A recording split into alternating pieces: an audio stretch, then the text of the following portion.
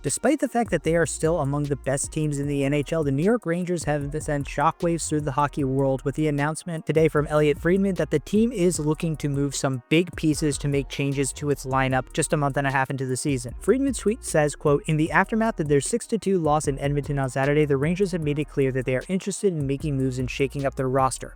Among the names indicated are Chris Kreider and Jacob Trouba, although other options will be considered." Now, the Jacob Trouba piece to me is not that surprising. There were rumors that the Rangers and Red Wings had a trade deal in place over the summer, but Trouba blocked it using his no-move clause. And for that reason, I do think it's actually going to be pretty hard for the Rangers to move Trouba, as he does have a 15-team no-trade list on his contract for this year. Kreider has a similar no-trade list on his contract as well, so you'd have to think that these are going to be players moved to other competitive teams, and presumably not in the Eastern Conference, certainly not within the Metro Division, which makes trades involving the two of them pretty tough. But when we look at the players who are available, and I just did a video on the 15 players who are already on the trading block last week, we can see what options might be there for the New York Rangers to acquire. But what is it that the Rangers need? In short, offensive help. They are one of the best teams when it comes to defense, allowing the third fewest goals against so far this season, but they're middle of the pack when it comes to goals for. Now, in that video, I mainly mocked defensemen to the New York Rangers, guys like Ivan Provorov and Will Carrier, and I think both of those guys could still be good fits. But there have also been reports that the New York Rangers were interested in making a trade for Trevor Zegras, the very talented but kind of up and down forward from the Anaheim Ducks. I don't know if Trouba, Kreider, or any of the other guys with no movement clauses that they might be looking to trade would accept a trade to Anaheim, since they're in the middle of a rebuild. And I definitely don't think they'll make a trade within the division to Columbus, but I could see maybe one of those guys or somebody younger getting moved to a team like Nashville for a guy like Will Carrier.